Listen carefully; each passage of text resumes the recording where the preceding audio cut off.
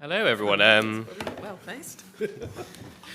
Thanks very much for joining. That was an excellent speech and Q&A from the Minister. So I'm Jack Richardson. I work on the climate team at the Conservative Environment Network. This panel is called Why Should the Conservatives Lead on Climate Change? So we all know that from a philosophical point of view that the intergenerational contract that Edmund Burke spoke about is about being what a Conservative means.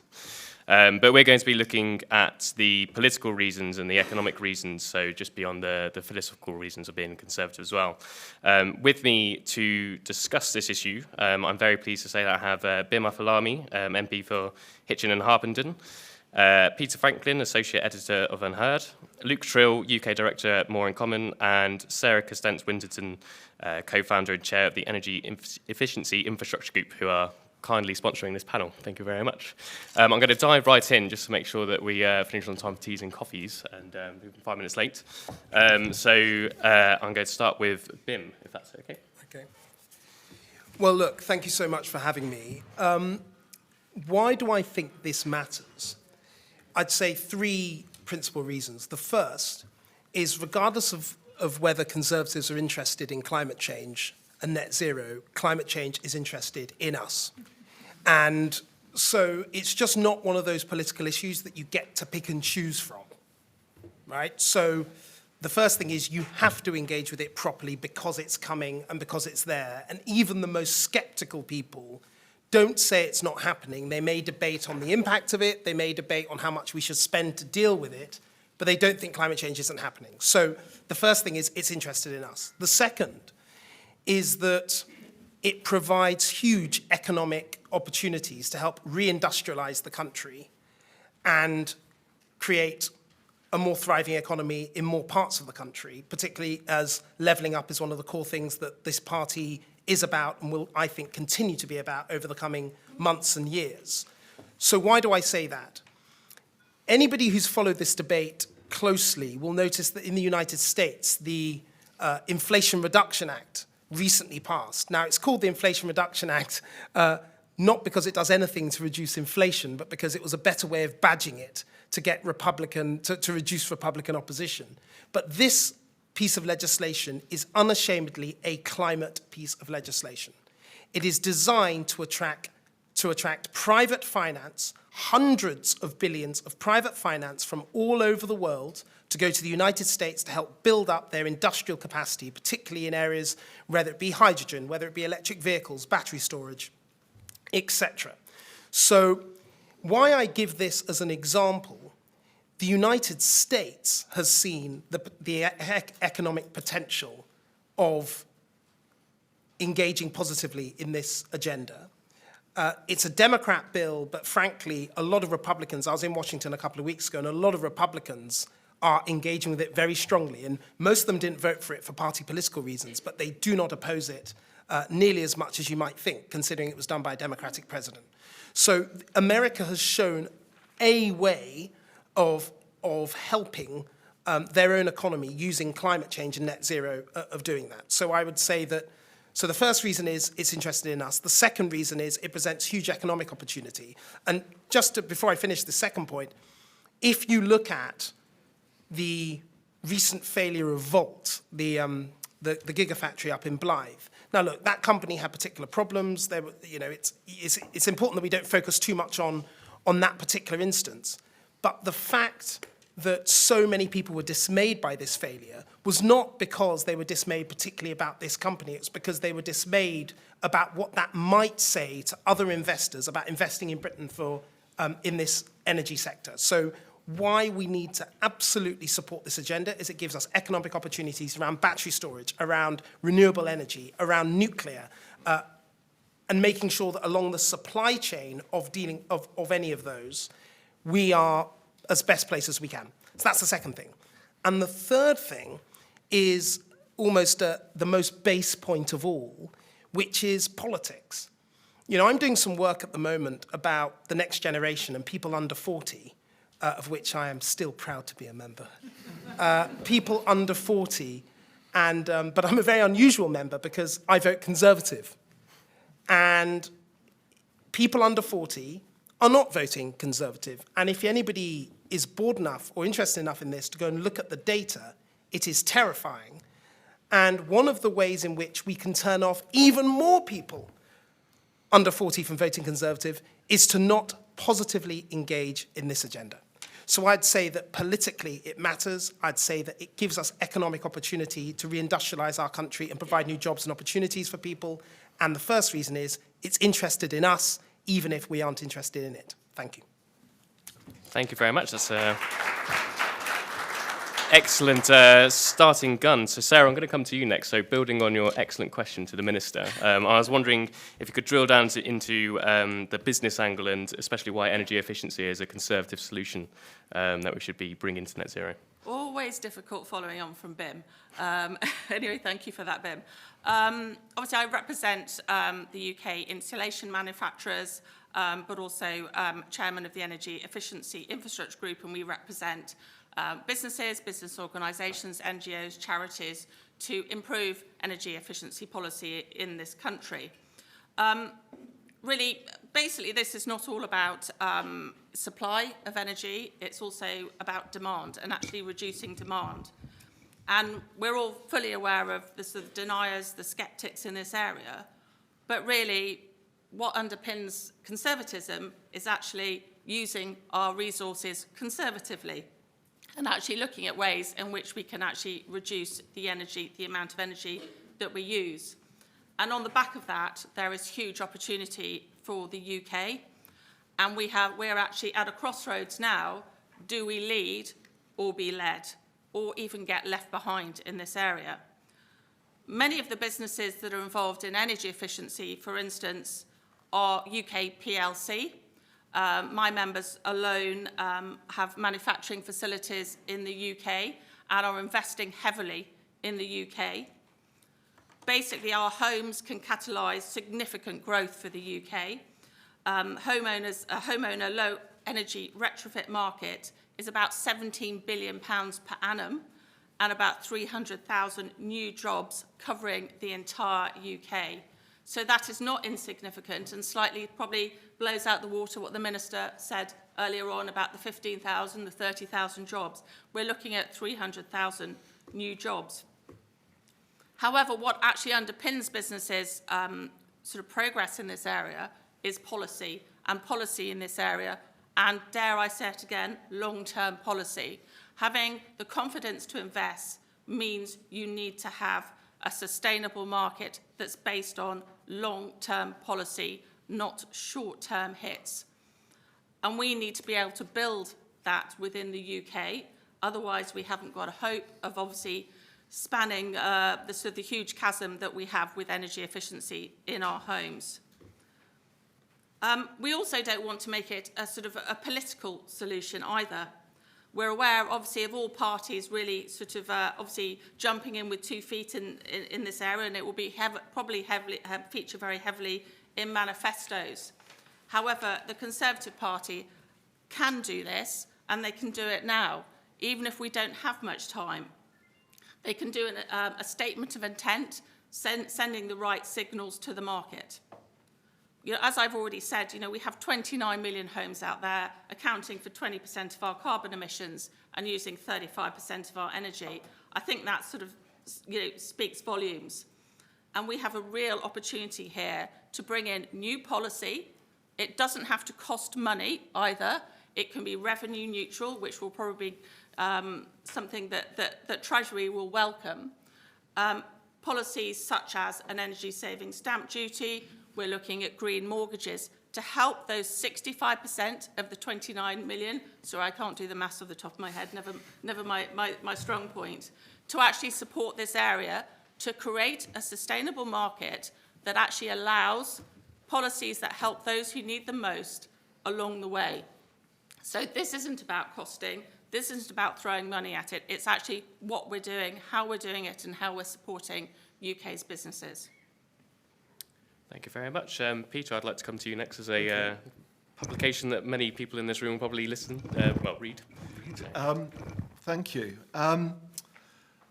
We've already heard lots of good reasons for why Conservatives should fully champion net zero. I want to take it to a deeper level, though. a sort of more ideological level, if you like.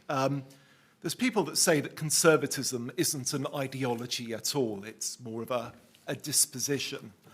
But I think you can actually define it. In fact, you can define it in 3 words. And those are, there are limits. Another 3 words you could use to define it is reality is real. Now, that's a surprisingly unpopular thing to say these days. We tell our children, you can be anything you want to be. Well, no, you can't. We tell people to speak their truth or live their truth. But actually, that's not something you can do, because there's no such thing as your truth. There's no such thing as my truth. There's no such thing as Prince Harry's truth. There is just the truth. And it applies to us all and imposes limits on us all. And there's all sorts of limits. There's limits to how much you can borrow. That an individual can borrow, that a nation can borrow, and we found that out the hard way last autumn. And there are limits to how high house prices can go without destabilizing the economy, without losing the support of an entire generation, as Bim has pointed out. One statistic I saw said that one set of polling put support for the Conservative Party amongst the under 40s at 7%. We can build on that. Yes, we can build on that. But I think we now need, as a party, as a nation, to start accepting realities. And there's no reality more urgent than climate change. We can't, in fact, change the composition of the atmosphere without something fundamentally bad happening to us somewhere down the line, and some would say that it's already happening to us. We are up against the hardest of hard limits, and if Conservatives can't make that their core mission, can't scream that from the rooftops and actually act accordingly in policy and in their personal lives, if Conservatives can't do that, then who on earth can?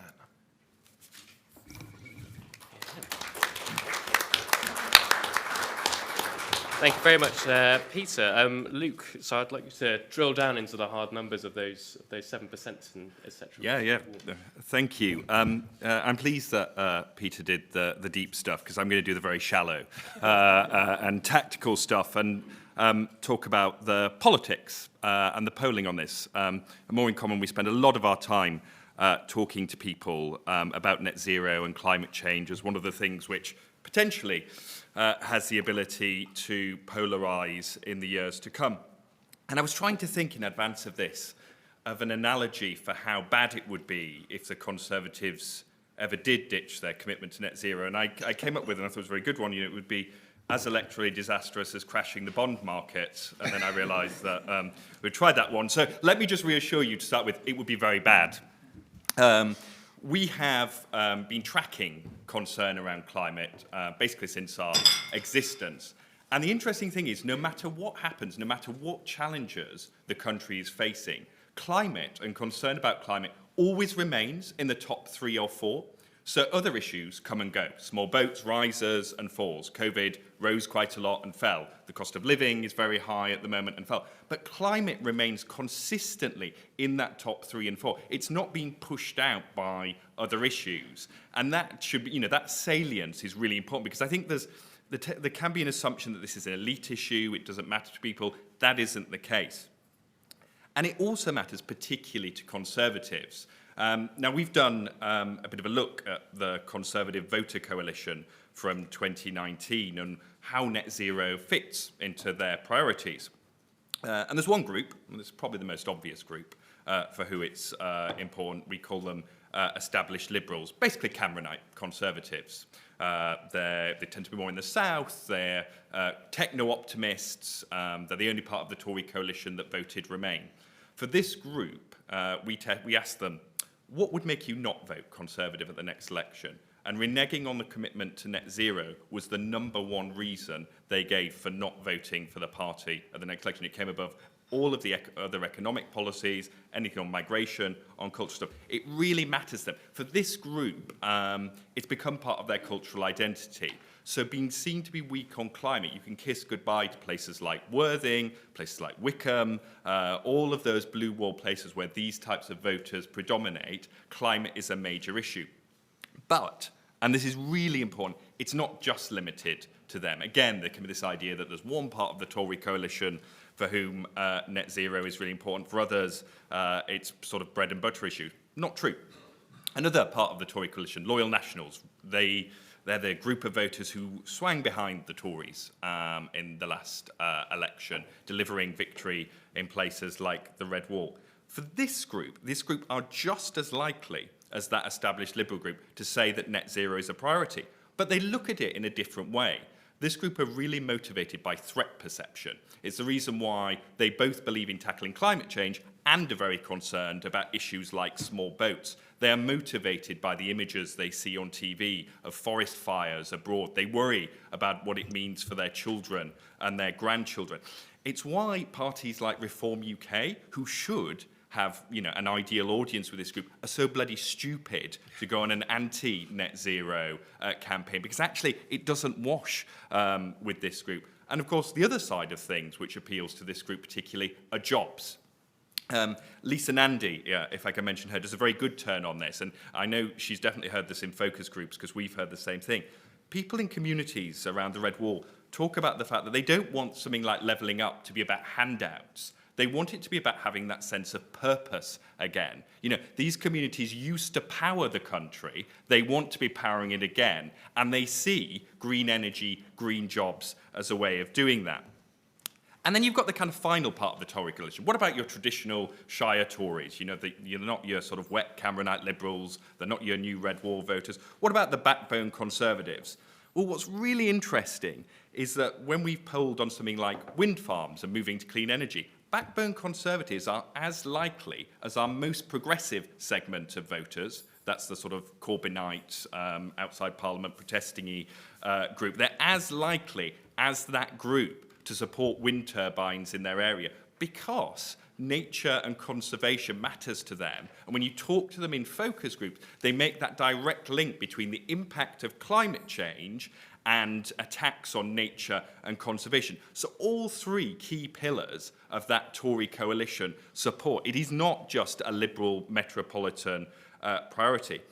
And I would also say this, that there is a particular opportunity for Conservatives when it comes to net zero, because people are more likely to buy into the Conservative way of doing things. What doesn't appeal to Brits is this idea that net zero and and tackling climate change must be about reordering the economy and rethinking capitalism. That absolutely bombs in polling and focus group. But when you talk about the Conservative approach, which is rooted in jobs, it's rooted in technology, it's rooted in not necessarily gradual, but doing things in the right way at the right pace. Actually, that's what people get behind. Most Brits aren't, you'll be pleased to know, sort of Extinction Rebellion supporters. They don't like that way of thinking. In fact, actually, the biggest threat, I think, to climate change often comes from those groups on the radical left than on the right. A conservative vision, which is rooted in realism, which appeals to those conservatives, is much more likely to deliver sustainable support for net zero in the long term. I'll stop there. Thank you very much. So I was going to, before I open it up to Q&A, I want to build on something that Luke was just discussing there on how, and I'm going to come to you, Peter, first, if that's okay. How do Conservatives constructively differentiate ourselves from the more left-wing socialist or deconstructive route to net zero, or absolute zero, as often they often want? How do we do that without fueling the culture war and the more divisive side of politics, which is actually quite antithetical to getting anything done? I think the first thing to say is that we shouldn't be afraid of debating the skeptics. There's a bit of a kind of taboo amongst a lot of environmentalists that you don't engage with the critics. I think that's a mistake. I think I'm not talking about the out-and-out lunatics here. I'm talking about, you know, the sort of Andrew Neil type people. Innumerable Telegraph columnists, unfortunately, who, and the sort of Bjorn Lomborg types, who don't deal in out-and-out fantasy, but do present the facts and figures in such a way that makes it all look, you know, impractical, that we're going to bankrupt ourselves. I think they make ostensibly rational arguments that are open to being argued with. And that's not really happening. You have a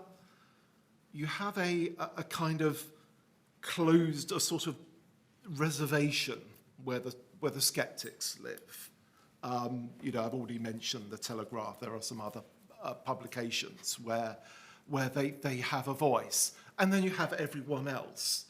And I think there needs to be a genuine, I don't want to say a dialogue, because that makes it look like they have some points to make, and for the most part, I don't think they do. But we do need to engage with them. We do need to reason with them, and ignoring them, telling them that they're completely stupid, creates a sort of sense of embattlement and a sense of identity, actually. And you create a sort of hardcore, which can be difficult, which can act as a obstacle, can influence a lot of conservative backbenchers. And so I think that wall needs to come down, and the sort of net zero watch people need to be taken on directly and not ignored. So that's where I'd start. Bim, I don't know if in your constituency, when you're talking to your constituents, how they perceive net zero in the airwaves. Mm. In what sense, sorry? In the media, if it's all getting quite divisive, or how do you build over that and try and communicate with your constituents? Well, look, I think there are basically two things here, right? You've got whether climate change is happening and whether you broadly accept the pace at which it's happening, and then what you do about it and what's the government's role in dealing with it, yeah? In the first, it's difficult to debate somebody who is the sort of, almost the sort of Nigel Farage version of Prince Harry, you know, just saying, I have my truth, and it's not happening, and therefore we shouldn't be doing anything about it. It's very difficult to debate those people. Frankly, not many of them are in this country. You find more of them in the United States, for example. But on the other side, this is where actually I'd go further than Peter and say, well, it's not just debate the skeptics. Through debate, we will actually get the best answers. And let me give you two ways in which we can. The first is on the balance between prevention and adaptation. Yeah? So it is not clear to me in every area where we should, how much money, for example, you should spend on adapting to climate change, say, for example, with coastal communities in the Pacific, versus prevention of climate change in other parts of the world, or indeed in those areas, right? So people here will have views on that, but that is a debate worth having, because it's not necessarily clear how the world should do that, and of course, how much money you have, where different countries are. We forget this is a global problem, right? So where different countries are, how much money is available, affects the speed and the nature of your interventions. So I think that debating it is really important to get the best answer. And the second reason, I'll come back to politics again, it is, you know, my 5 years in Parliament has very happily coincided with all the Brexit fights of the Theresa May era, then, you know, obviously then Boris coming in. And what I've learnt many things in that process, but one thing that I've learnt is ignoring people and just telling them that they're stupid for thinking something is never a route to success. if these are people who you live with, who you work with, who are in your party, who need to vote for you, etc. So we don't, even if you don't want to debate people on the pace of adaptation or how much money we should spend on it or what should the government do versus private sector or how should we refocus the tax system around this or something else, whatever it is, even if you don't want to debate any of those things and you're convinced you got the right answer, you have to, because otherwise we will move more people into a column from which we won't be able to get them back from. Thank you. I'm going to open up to questions now. One thing I should have said at the start was please don't forget about the hashtag competing in the net zero age and at @sen_HQ if you're tweeting. So have we got any questions yet? And I'll see the mic at the back as well. Do you want to go for this gentleman first?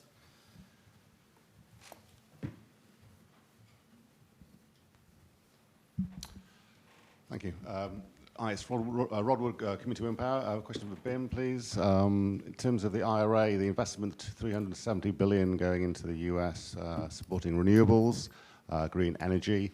What's your learning from that in terms of the UK government and how they should be looking to support R&D, green energy, EV charging, all the rest of the stuff? And how can you persuade them that actually investing is going to save money in the long term? Chris Skidmore's report identifies 93 billion, I think, of saving in terms of switching, decarbonising by 2035. Take the other one first, or do you want to take that lady? Yeah, there's another question over there. Just in the meantime, could you say who you're directing your question towards? To BIM. Okay. Hi, I'm Gabriella Giles. I'm an opposition councillor in the Labour-run London Borough of Hounslow. And we were able to, well, Labour have, sorry, let me start again. We can't afford not to lead on this, is my point. Because at the moment, we had Labour declared a climate emergency in 2019, which they didn't put a date on. I was able to amend that motion, so they have committed to net zero by 2030. Now we're in the position where they're saying they can't do anything because they're waiting for funds from central government. So what is it that I can do to talk against them and say that the money is coming, or ask for more support for what we can do to highlight the fact that they're running this local authority? They're relying a lot on TfL and Sadiq Khan to achieve some of their objectives. But actually what we're seeing is that their action is very, very slow. We've had an LTN put into my ward, which has cost hundreds of thousands of pounds, brought in over £10 million on fines on 2 cameras alone. And we've had 2% transition to active travel, and air quality has been negligible in the time that they have done these experiments. They need to get an 80% move to active travel by 2040, and they're basically dictating, and we're losing votes as a result of this in London, because the Labour is saying that they are implementing our ambitions with the LTNs that were brought in via COVID emergency measures. But what else can we do? Because they're not making the council stock climate efficient. They say they don't have the funds. They're still approving planning with non-renewable forms of heating and energy provision. And basically they have said that their way at the moment is to get people out of their cars while still asking for exemption from ULEZ from Sadiq Khan. So I'd just like to get some input on that. Thank you. I might go to BIM for the first question, and then Sarah, if you could speak about the about what maybe councils can do to do action on net zero. On the Inflation Reduction Act, I mean, I've spoken to Prime Minister, Chancellor, and various colleagues about this. I think that the general view, which I share, is that we have already, as a country, done a lot more than the United States up until now. So quite a lot of this is the United States catching up with where we are. But they have gone further, and some of the subsidies they're offering to companies are pretty eye-watering, and they're giving individuals subsidies for, significant amounts to buy electric cars or do various other things. The truth is, a lot of the actions the US government's taken, we can't afford to do. Just the sheer sums are astronomical. However, on the incentive side, on the tax side, there are things we can do. And I'd like us to put together a much more comprehensive framework to say, you know, I wouldn't call it the Inflation Reduction Act, because that would confuse everybody, but we should have our own version that focuses on incentives and tax breaks and things to get private capital moving, not subsidies from government, not handouts, but I think doing that, and even the very act of putting a lot of these things, a lot of which we're already doing, into one place, selling them, talking about them, would help to give markets a signal that we're really serious about it, alongside various other things that are legal things, targets, deadlines, as much as tax incentives.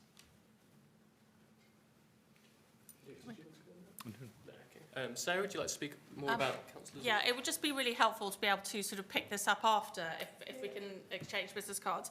There are obviously policies out there to help for buildings to decarbonise public sector buildings, but also within your area on domestic buildings, obviously including social housing, there's Eco4, Eco Plus, etc. So you'll be aware of all of those. So it'd be helpful, obviously, to sort of, you know, gather a bit more information afterwards.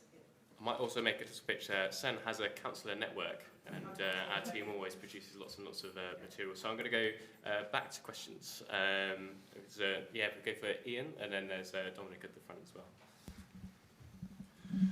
Thank you. And I think the agenda really needs moving on from the principles of, you know, climate change action, which I think everybody should subscribe to actually how you're going to deal with it. One of the things I keep pushing is net zero is fine as a principle, but it needs global action. The benefits of climate change is something else, and there are serious benefits that can be derived through taking action on a number of fronts, and that's the question. You know, how are we going to get these messages across? Like retrofit, you know, reducing fuel poverty, reducing energy consumption. Air quality means possibly, you know, in the West Midlands, 1,000 or more excess deaths due to poor air quality. Nature, people like it, it's good for the environment, it's better development. How are we going to push this agenda and saying climate change is good for us? It's not just a matter of wearing hair shirts, as frankly some of the opposition do. Actually, my Green Party opposition support everything Conservatives are doing. Very good. We've actually got a panel later on about how should we get there. So we'll, I'll not speak to any of the speakers on that panel, but if we could pass to Dominic.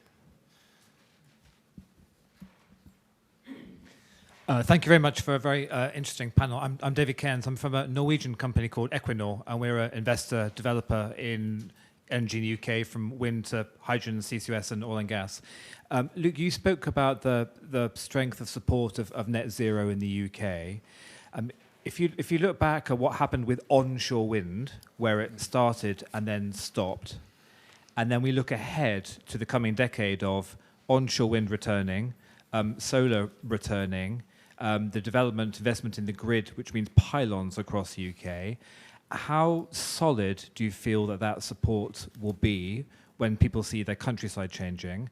And if it's not very solid, what can businesses and government communities do to make it so? Thank you.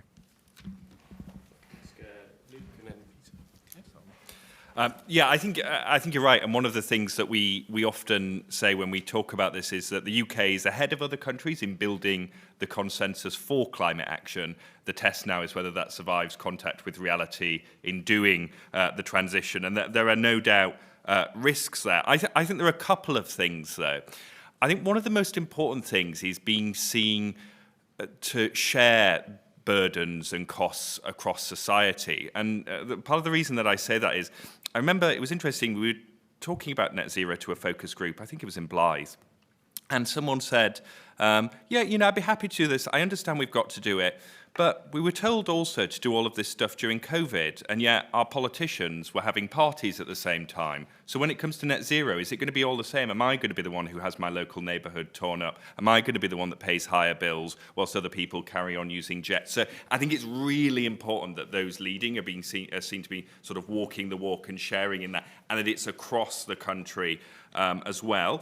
I think incentive schemes matter and work. So we've done a lot of testing around opposition to onshore. And what's interesting is even amongst the most sceptic groups, once you start adding financial incentives for having onshore in your community, how quickly that drops off. So communicating that make available. And I think it links to the gentleman's question, which is, I actually do think the biggest risk is if this is seen as being all about the hair shirt. I think we do have to start showing benefits. And I'll just share one more anecdote from another focus group, which was, again, it was a woman. She was a young mother. She said, yeah, I totally get this net zero stuff. The kids tell me about it from school. I think it's important. But you go to McDonald's now and you can't drink a milkshake out of those straws. And it was this sense that, and obviously, that's about plastic reduction rather than climate change, but it was this sense that tackling climate change is just about making things that little bit worse every now and again, and we've got to get away with that, because I think longer term that's going to be the bigger risk than actually some of these big development projects. Yeah, I just want to echo that. There's this awful sort of Davos narrative, Great Reset conspiracy theory, which is taking hold in some quarters, which I'm afraid some international NGOs have actually been pushing ideas like tiny homes and insect protein and things like that. And it's absolutely disastrous in terms of winning people over. And it's also, the hair shirt approach is also completely wrong if for actually delivering net zero worldwide, because China and India and the other pivotal countries are not going to adopt a hair shirt approach, not when they're climbing out of poverty and into the middle income and ultimately into the upper income brackets. So the thing that is actually going to achieve net zero and limit us to 2 degrees warming is if people cannot afford not to go green. So it really is all about the price points, that you go for solar, you go for wind, you go for electric cars, because it's the cheapest and best consumer option, or from a government point of view, the cheapest and most reliable large-scale infrastructure investments. We can only compete our way. Green technologies can only compete their way to success. So all of this stuff about hair shirt and all of this stuff about somehow going net zero in the next 4 years from the Just Stop Oil people, not only is it incorrect and impractical, it's actually deeply damaging to the climate change agenda. And so we've got to push back against the hair shirt approach. It can only be, if it doesn't compete in the marketplace, then it's not going to happen. So we better make sure that it does. And this country's done a huge amount to demonstrate that, the whole problem with the net zero watch people is that they talk as if this is something that isn't already happening. It is happening.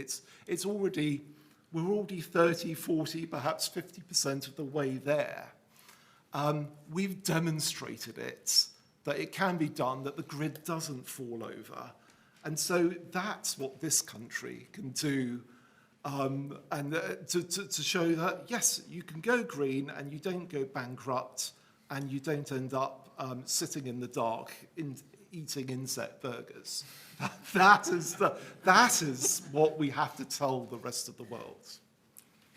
And just to build on Ian's question, I was just wondering, energy efficiency, it's been a very topical over the past year or so especially, but it's always been one of those policy areas that you find is about grants and subsidies and stuff. But to Ian's point of how do we get there, and we've got a panel afterwards to really go into the detail of that question, but while we have you on the panel as the EEIG, do you think that Conservatives should be much louder in championing more centre-right markets-led tax incentives, things like that? Is that what business is after?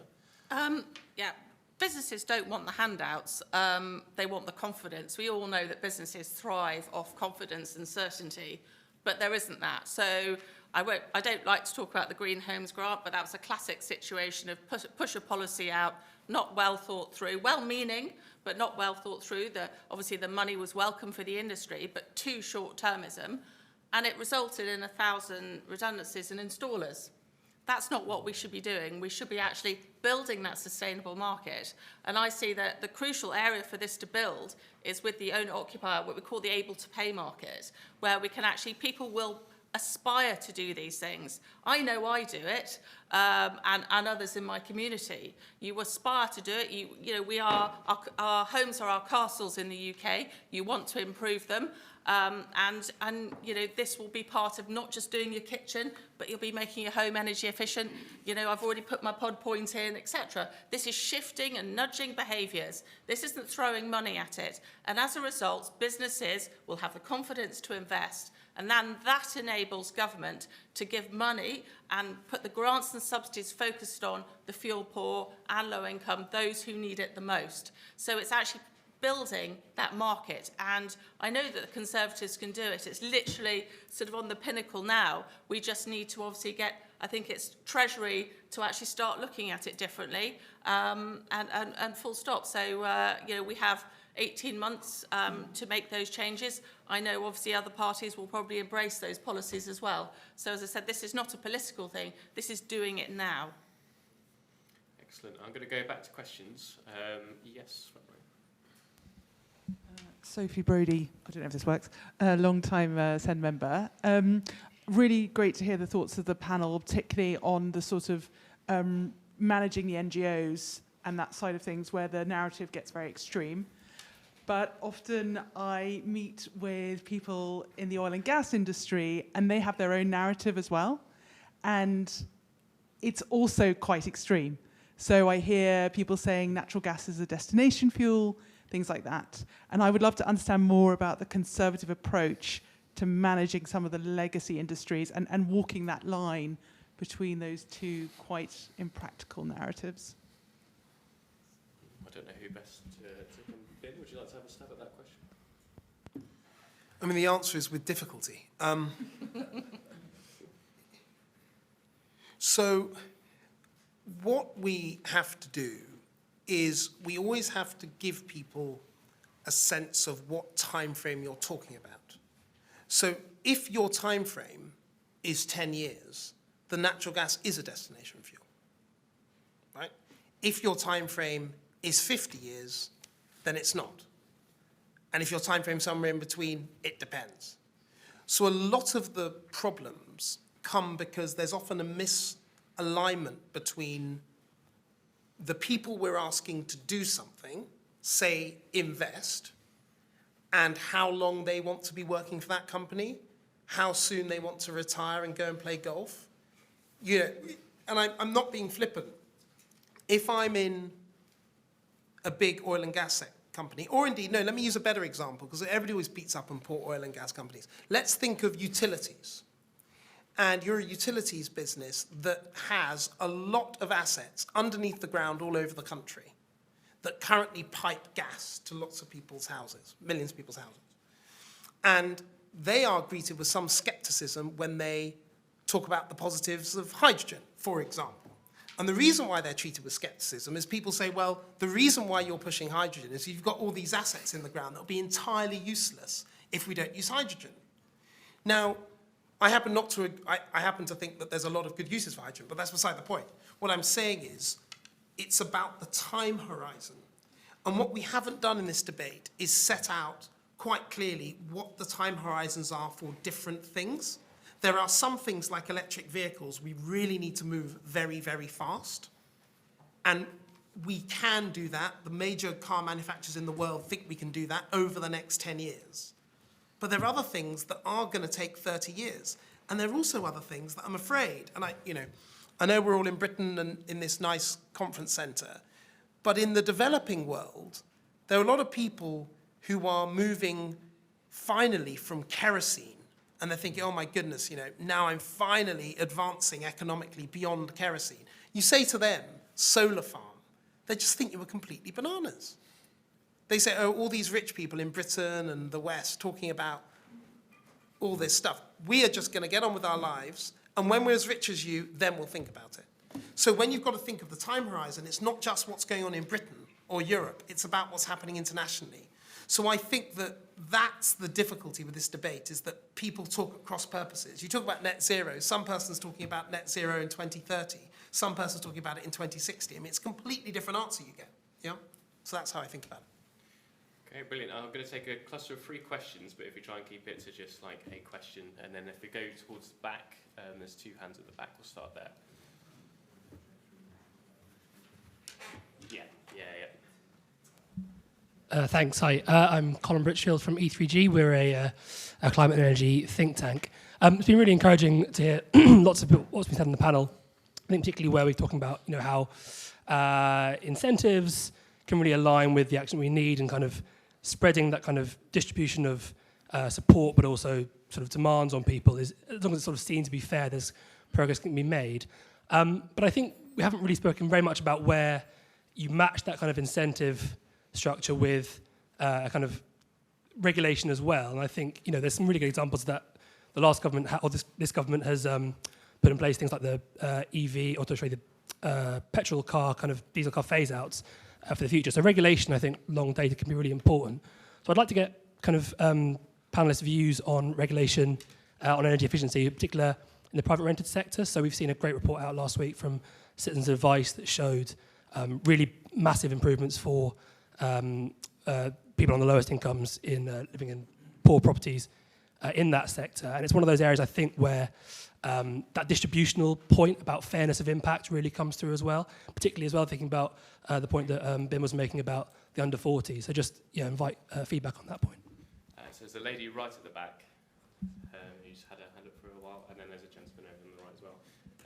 I might change that, build on that question just while the mic's going over. If we could talk about should Conservatives get more comfortable with regulation in the economy from a philosophical point of view. But yes, lady at the back. Hi, my name's Catherine Denniston. I'm just a member of the public.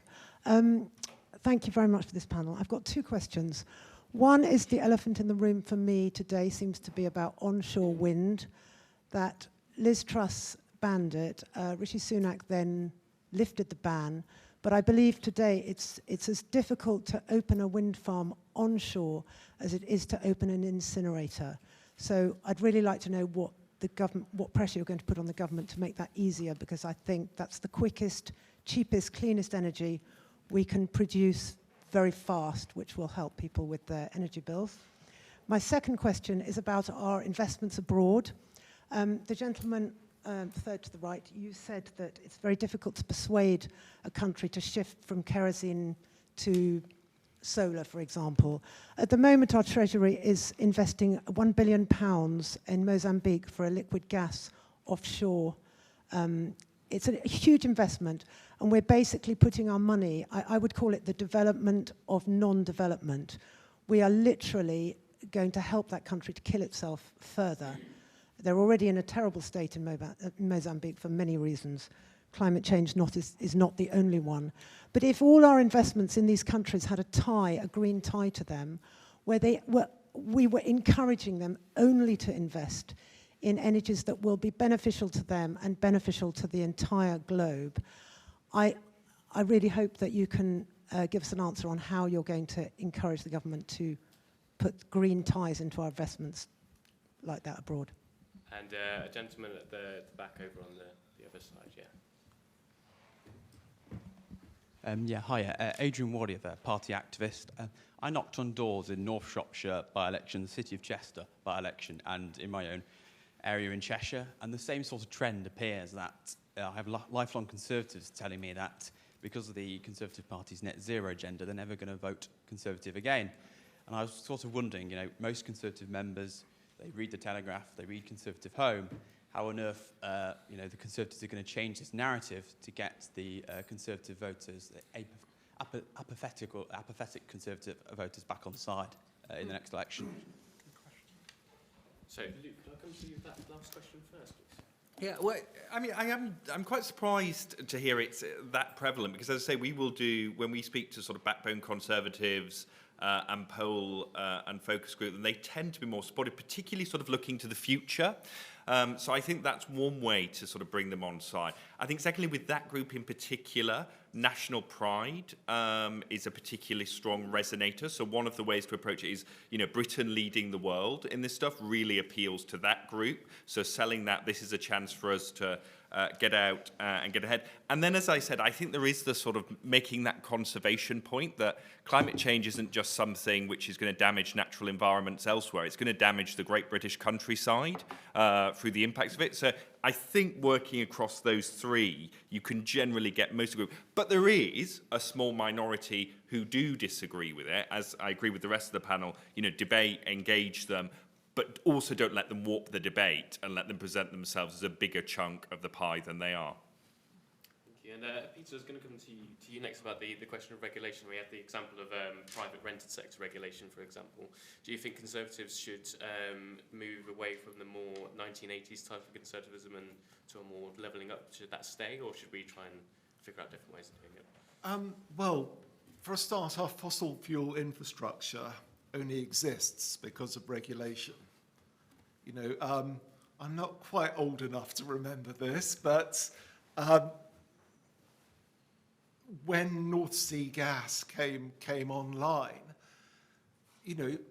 literally sort of agents of the governments or the nationalised industries went round door to door converting gas cookers, so from town gas to natural gas.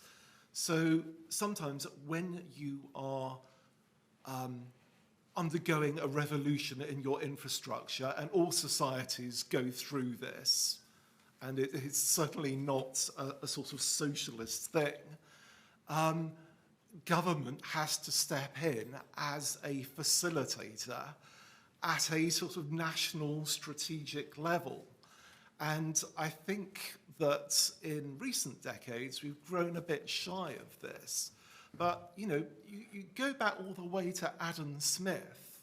He made it very clear that government does have a role in this, that some forms of infrastructure, he was thinking about the first proper roads, first metalled roads and ports and bridges and things like that these are too big for private interests to take on. Therefore, that is a natural role for government. And, again, it comes back to reality being real. This is not something for ideological reasons that Conservatives can dodge. We just have to work out how to do it in the best and least interfering and least statist way. But we have to focus on the effectiveness, not the idea that it's somehow unconservative. Of course it's not. Thank you. Is there something you want to Yeah, just to add to that, sort of looking at myself as a normal person in the street, but also reading Lord Callinan's comments in the Telegraph at the weekend about heat pumps and not forcing people. That's actually true. You don't want to be seen to be forcing people. You want to encourage them, make them engaged and committed to making that change, not actually sort of the top-down approach on things like that. So, if people want to put heat pumps in, they will, but you want to give them the best sort of education and communication so they can actually make their own minds up, because people will shift. We've seen that with cars. And moving to electric cars. People are making that, and they're making faster choices, and then the cost is coming down. Not everybody can afford them. So it's actually shifting behaviour, and I think that is inherently conservative. I know there was that last question at the end. I'm sorry, I just realised the time. So I'm going to ask all the panellists to sum up very quickly in a sentence or so why they think Conservatives should lead the way on climate change. So I'll start with you, Ben, if that's okay. I'll answer your question. Onshore wind, I agree, and I think there's an increasing willingness of people in rural constituencies like mine and all over the country to take on onshore wind, and I think we'll see a big change in that in the near future. Secondly, on the green ties on investment, what you've got to be aware of, right, is it's not like, if Mozambique or another country doesn't get the investment from banks in the West, they're just not going to do it. They will get the investment, and they'll get it from someone else.